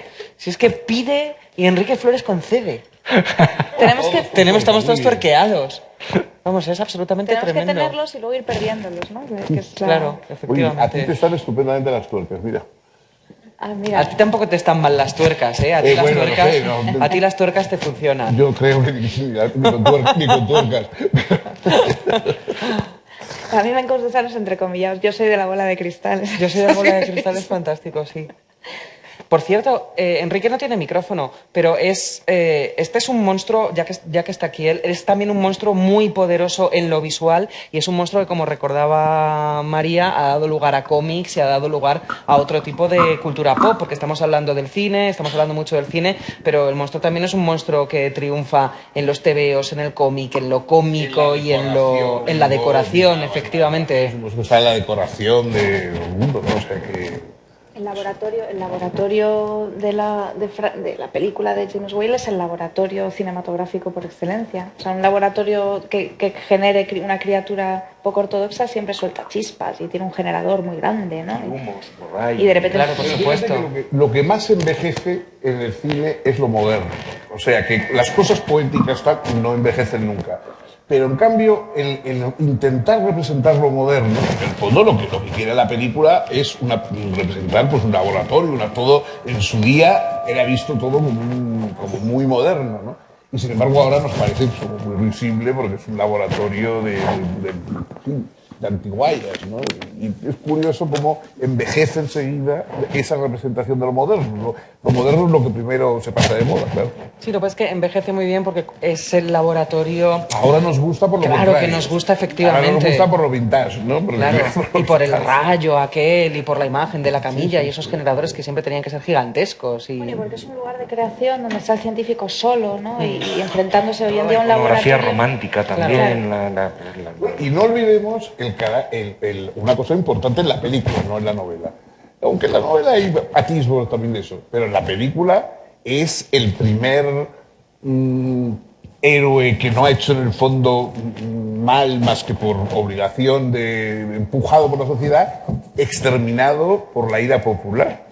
O sea, es la ira popular lo que va a exterminar. O sea, el pueblo por primera vez se reúne, tal, no se reúne para las cosas buenas, pero la única vez que se reúne y tal es para quemarle a la pobre criatura. Pero eso es así, ¿eh? ¿Eh? ¿Y por qué Hoy se- en día es así. ¿Y Yo por qué no quería decirlo tan claramente, pero sí, efectivamente. Se te ha entendido todo, que diría mi abuela. No lo querías decir tan claramente, pero lo has dicho. Pues es un poco esa visión de Mary Shelley de la que hablábamos al principio, ¿no? De escritora romántica, de ellos que se sienten en esa especie de gueto Ellos se literario, sentían- por y decirlo de ellos se alguna sentían manera. excepcionales, también había mucho esnovismo, ¿no? En Sí. ese círculo que de alguna forma se sentían tocados por las musas, ¿no? En la propia reunión yo creo que había cierta excepcionalidad, ¿no? Eran seres que, primero privilegiados en cierto sentido, aunque Mary Shelley cuando decidió huir con su amante ya tuvo más problemas económicos, pero en principio eran gente con posibles, estaban de vacaciones en Villa Diodati, que tampoco era ningún tugurio, es decir, que estaban, bueno... Bueno, el Byron sí tenía dinero, ellos tenían Claro, poco. pero bueno, Byron tenían, sí, porque... pero tenían un buen amigo con Sí, dinero, eso ¿no? sí, Que eso claro. está muy bien, que te Y invita buen gustos. y buen gusto. Pero en el grupo de ellos, el monstruo era el pobre Polidori, que es el que, Que es el al que médico. matan entre todos.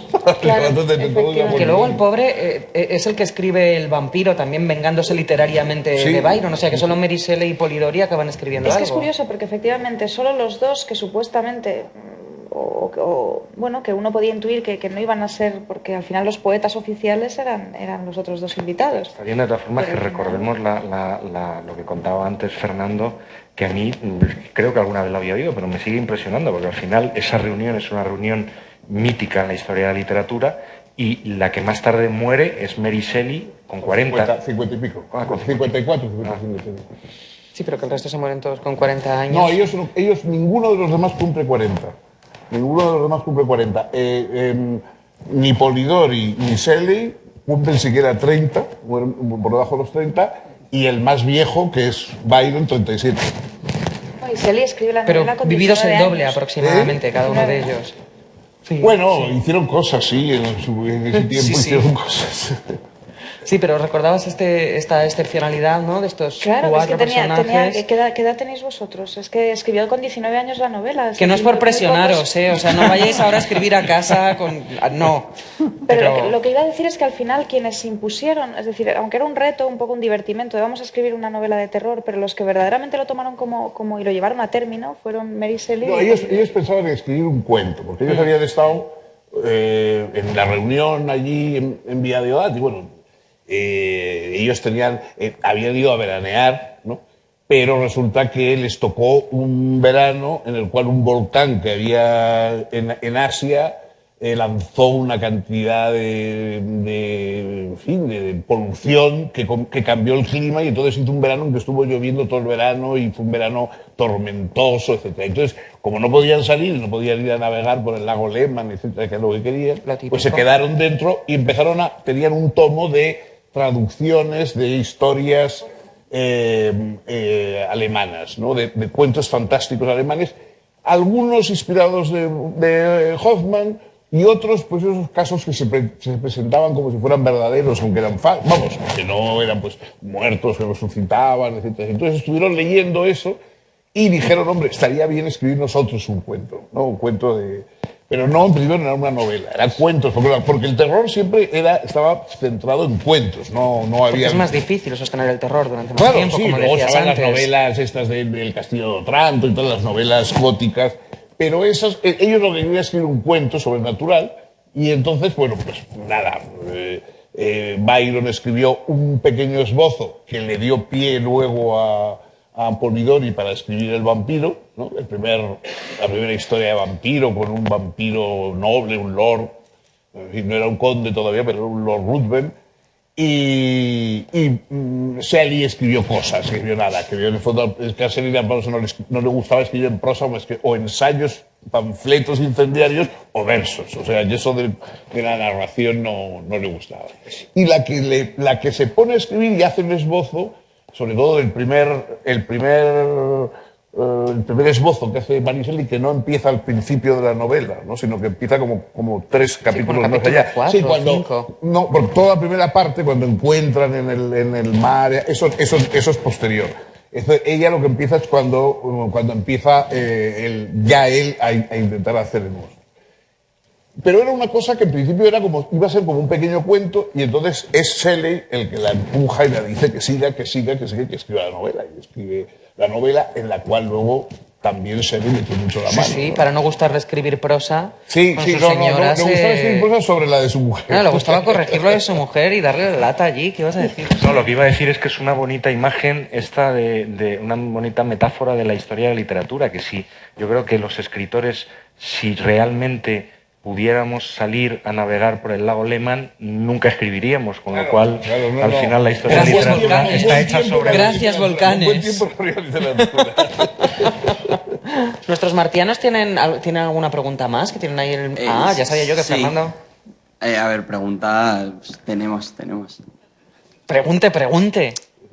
Pues habéis estado, hablando de los monstruos, diferentes tipos de monstruos. Habéis hablado de bueno, cualquiera de los que habéis nombrado, Drácula, Frankenstein, Trump, pues cualquier monstruo. Y todos hemos dicho que la sociedad hace que sean monstruos, que realmente siempre un hecho fatídico o algún tipo de circunstancia adversa les convierte en monstruos, o la simple percepción que tienen de ellos, como es el caso de Frankenstein, que hace que él reaccione como si fuese un monstruo. Y aquí querría yo preguntaros si pensáis que puede haber también monstruos por propia naturaleza, porque también habéis dicho que en el fondo todos tenemos un monstruo en la adolescencia, un monstruo interior con el que tenemos que luchar o tenemos una lucha interna. Y por eso querría preguntaros si los verdaderos monstruos los crea la sociedad o puede haber verdaderos monstruos horribles por naturaleza. Esa pregunta, que te podrá responder mejor que nadie el maestro Sabater, es la historia de la filosofía, lo que estás preguntando en el fondo. El núcleo entero. ¿El monstruo nace o se hace? Claro. Totalmente. Yo te diría, a estas alturas mi forma de mirar el mundo, que el monstruo no lo hace la sociedad, sino que la sociedad está hecha por monstruos.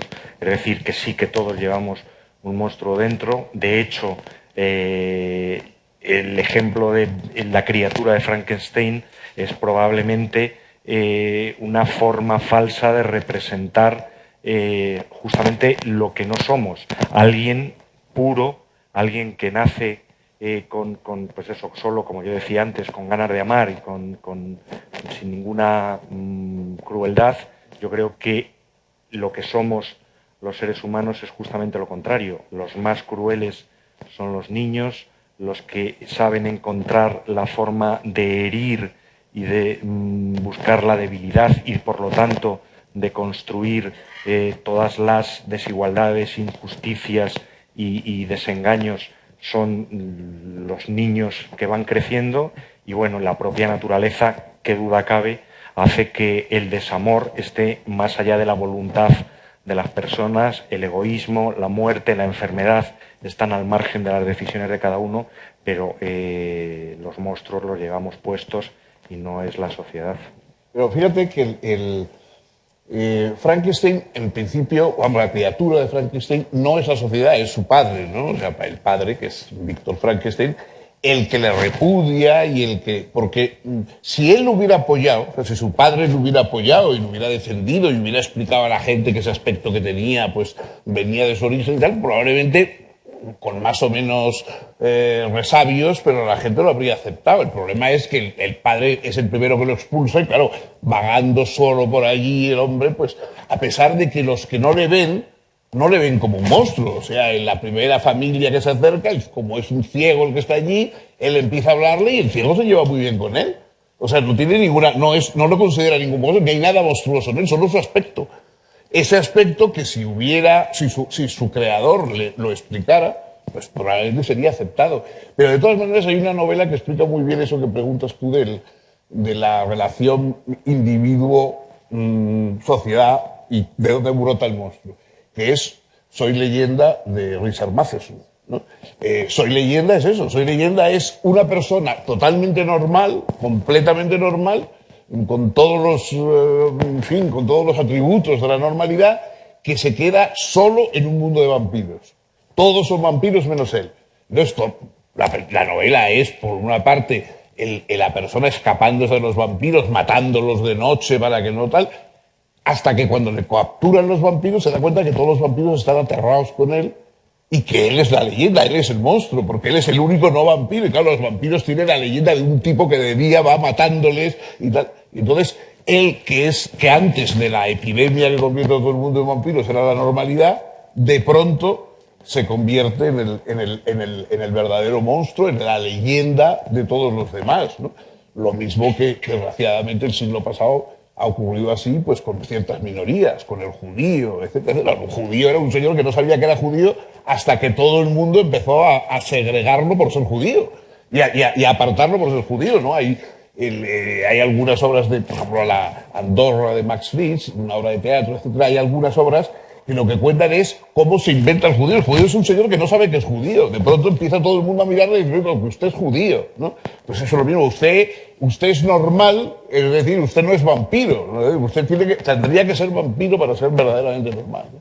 María, este tema que apunta Fernando, que es otro tema nuclear de la literatura del siglo XIX, el buen salvaje, si nacemos con todos los dones o si nacemos malos o si es la sociedad la que nos pervierte. Una vez más, Mary Shelley es hija de su tiempo tratando de este asunto, ¿no? Claro, son asuntos morales, ¿no? Claro. Éticos y que son esenciales como el amor. Es decir, la ética, el amor son los grandes asuntos. Yo, en mi opinión, estas novelas tratan, por supuesto, del miedo del hombre hacia el hombre. Son novelas donde el espejo cumple una función esencial, tanto físicamente, en algunos casos, ¿no? Lo de mirarse al espejo y descubrirse como alguien monstruoso, como algo más metafórico, ¿no? Donde de repente ese monstruo es un espejo de la sociedad. Es decir, efectivamente es una creación del rechazo de la sociedad. El rechazo es lo que genera ese monstruo. Hay algo en la percepción. Es decir, ¿por qué es monstruoso? Pues porque es desagradable a la vista. Porque cuando no se le ve o el ciego no lo ve, entonces ya no es un monstruo, con lo cual todo eso está presente. Y efectivamente son cuestiones que estaban flotando en el aire y entre personajes no sustentados por la moral religiosa, como eran Mary Shelley y sus compañeros de batalla, el hecho de no adscribirse a una religión no significa que no necesites un sistema moral o un sistema ético en el que sustentarte y que no te formules las mismas preguntas. Más que quién somos, saber hasta qué punto nos podemos hacer daño o hasta qué punto nos podemos hacer bien, ¿no? Que yo creo que son las grandes preguntas. Y darnos cuenta de que podemos hacernos muchísimo daño. La Segunda Guerra Mundial yo creo que ha sido como la gran demostración de eso, o la era nuclear, en fin. Pero también nos podemos hacer muchísimo bien, ¿no? Y al final, lo que todos recordamos de esta novela, al final lo que está flotando es que lo recordamos como una novela de amor frustrado, ¿no? Al final es el amor frustrado porque no consigue a su novia, pero es el amor frustrado del monstruo hacia la sociedad que lo ha generado. Y yo creo que eso es lo que hace esta novela muy grande, ¿no? Tiene mucha razón, María, que el problema es la pérdida de la promesa religiosa, ¿no? La promesa religiosa es un Dios para el que nadie es monstruo, ¿no? Entonces, y por lo tanto todos son hermanos, porque no hay nadie monstruo, ¿no? Hay una frase muy bonita de San Pablo en una de las epístolas. Dice, Jehová nunca comete prosopolepsia. La prosopolepsia, viene del griego, ¿no? Prosopon significa de donde viene nuestra persona. Prosopon es la máscara que llevaban los antiguos actores en el teatro, ¿no? Prosopon era la máscara y el prosomolepsia, lapsus, es error, ¿no? Dice San Pablo que Dios nunca confunde a nadie con su máscara, ¿no? Nunca se equivoca creyéndose que la máscara es la persona.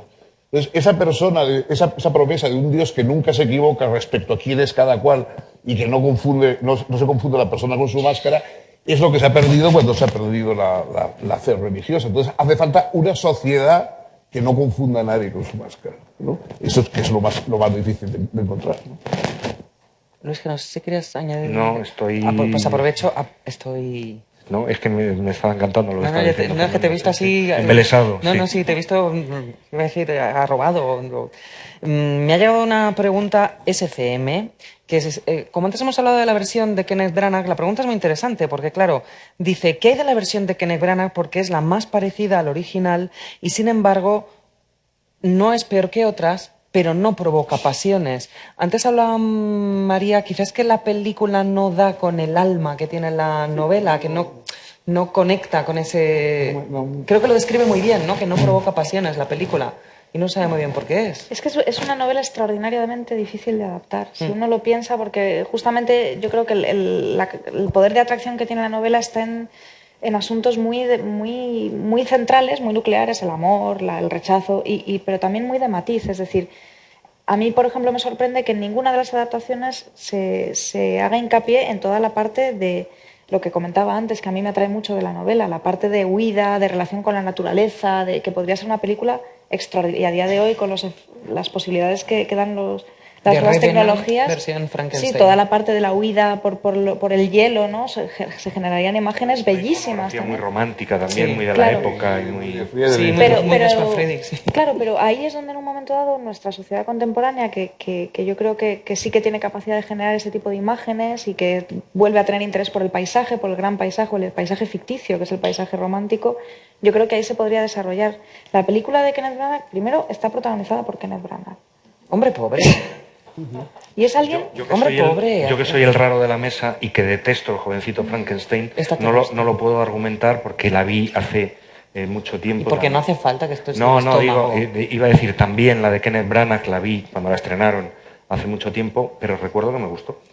A mí Kenneth Branagh no me pareció lo peor de la película. No, lo que pasa quiero decir, es que también a lo mejor estamos pensando que el cine es una cosa y las novelas son otra. Claro. O sea, son dos cosas diferentes. Entonces, una novela que tiene que reproducir todo... No, es que a lo mejor no es así. O sea, a lo mejor una película puede ser buena con una idea tomada de una novela, pero no tiene por qué reproducir todo. Y quizá eso es lo que hace James Whale muy bien, ¿no? Que hace una gran película con una parte de la novela, no con toda la novela. No representa la novela, pero a partir de la novela coge una idea espléndida, ¿no? Y llena de hallazgos pues de todo tipo, ¿no?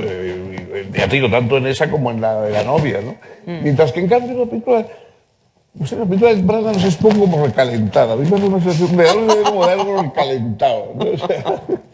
Sí, quizás un poco pretenciosa. No sé si quizá Drácula es mucho más fácil de adaptar.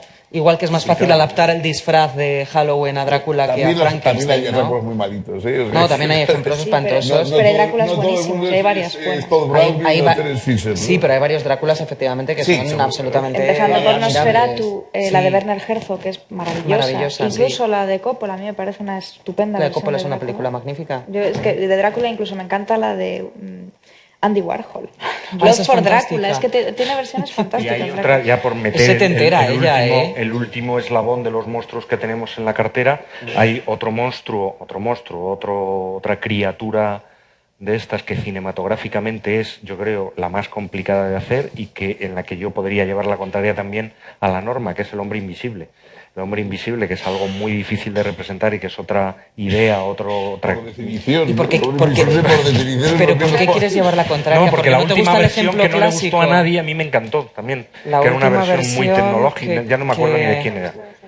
Ah, sí, era este actor espantoso, efectivamente. Estaba muy bien que no se le viera. Era, ¿no?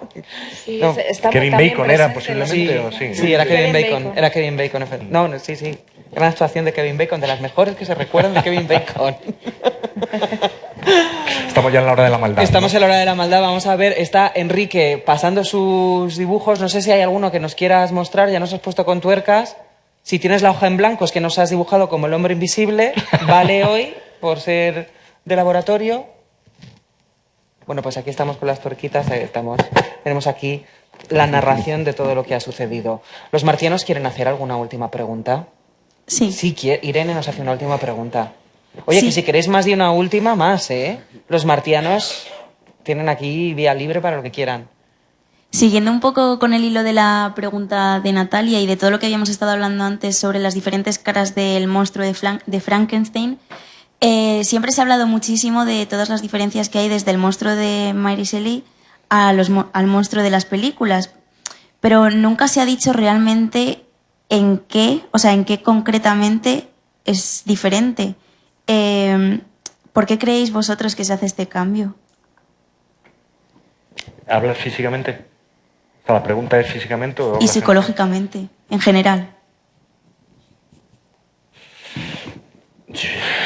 preguntas más La pregunta complicadas difícil, hacen la los última, marcianos, oye, es que... No, han sido todas muy... Vamos, No, han sí, sido pero- bastantes sí, muy sí, difíciles. muy Hombre, yo, difíciles. a bote pronto, por simplificar, en la parte física yo creo que los directores de arte y las iconografías pues tienen sus historias, y a la hora de inventar en un determinado momento algo monstruoso era más fácil recurrir pues a costurones y a tuercas y a todo lo que fuera menester, y eso creó una cierta inercia popular que se fue reproduciendo hasta que dejó de reproducirse y se empezó a crear otras cosas mucho más con las nuevas tecnologías cinematográficas. Y en lo psicológico yo lo que te diría es que hay muchas veces en el cine en la que el monstruo sí que acierta o que sí que da con aspectos. Lo que ocurre es que yo creo que, como las cabras, cuando hay una novela buena, compleja, es muy difícil de hacer toda esa complejidad en una película, y hay que escoger ángulos. Entonces es más difícil mostrar todo lo que yo creo que está en la novela de Mary Shelley en una película, pero sí que hay ángulos del monstruo que están en el cine y que responden al modelo original.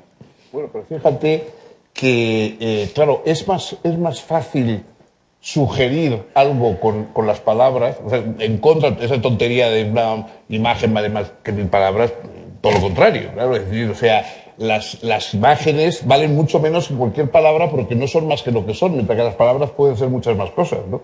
Si tú sacas una fotografía de un caballo, pues la fotografía del caballo será, en la fotografía, blanco o negro, estará corriendo, estará parado, será hermoso, será como rocinante, en fin, lo que sea. Pero si tú dices, en cambio, la palabra caballo, esa palabra puede ser un caballo blanco, negro, alazán, corriendo, parado, etc. La palabra tiene muchas más posibilidades. Entonces, si tú, claro, dices en una descripción que algo era abominable, espantoso y tal, sin entrar en detalles, porque en el fondo dices, bueno, pero ¿por qué era tan horroroso? Claro, eso en la película tienes que ponerlo para que se vea que es horroroso. ¿Por qué, por ejemplo, Lovecraft nunca describe a sus monstruos? ¿No? Dice, era algo abominable, innombrable, no sé qué y tal y cual, y no te dice lo que era. Entonces, claro, te quedas estremecido, pero nunca lo ves. Por eso, cuando se lo llevan al cine, Lovecraft siempre decepciona, porque lo innombrable y lo innominable aparece allí en carne y hueso, ¿no? Y entonces, claro, eso siempre es un poco decepcionante, porque tú te lo podías haber imaginado mucho más terrorífico, ¿no? Si el monstruo solamente te dice la impresión que te causa a ti, pero no cómo es, eso te impresiona mucho más, ¿no? Me llevé el susto de mi vida. Bueno, con eso ya te quedas estremecido sin que tengan que describirte el monstruo. Pero si tienen que ponerte un monstruo para que te asuste, eso ya es más complicado. Entonces, claro, el monstruo de la película tiene que producir esa sensación que en la novela nos sugiere la narración, que es... las palabras son mucho más fáciles en ese sentido para sugerir cosas. La película es más obvia, tiene que presentar algo y que digas, ¡oh, qué barbaridad!, ¿no? Bueno, y también es un cine de género, con lo cual son figuras muy maniqueas, ¿no? Son o buenas o malas, todo es un todo. Y al final, claro, eso pues resulta mucho más burdo en un momento dado que un personaje que tiene más matices como el de la novela, donde está presente el bien y el mal en medidas prácticamente iguales, como en todos nosotros, por otra parte, ¿no? No existe lo blanco o lo negro. Y tal vez en el cine más contemporáneo el perfil de no tan monstruoso, pero sí más psicopático, ¿no? Del psicópata o de tal. Ahí es donde en un momento dado psicológicamente sí que se han generado personajes tal vez más atractivos, pero que son herederos también de Frankenstein, ¿no? Pero sí es cierto que el cine de género y sobre todo las primeras películas, las primeras años 30, las de Whale y después las de la Hammer, que son casi parodias, ¿no? De los años 70, al final están trabajando siempre sobre un arquetipo y además un arquetipo iconográficamente muy marcado, que es un monstruo torpón, verde, que gruñe, que camina así, que a las mujeres las acosa, en fin, y ese es el monstruo, pero hoy en día casi eso parece una cosa como que más que miedo da risa, ¿no? Da un poco... Lo dices tú, que acabas de decir que no ves las películas porque te No, dan tú me has miedo. dicho que si yo veía Penny Dreadful, Vale. yo te he dicho que no, Vale. que me da un poco de cosa. Vale. Bueno, queridos martianos, Enrique, muchas gracias por habernos puesto tuercas, que es que da gusto, de verdad, pide uno un favor y sale de aquí con las tuercas. Pues me voy a pedir el pelo de la novia de Frankenstein, que es una cosa que a mí me fascina muchísimo.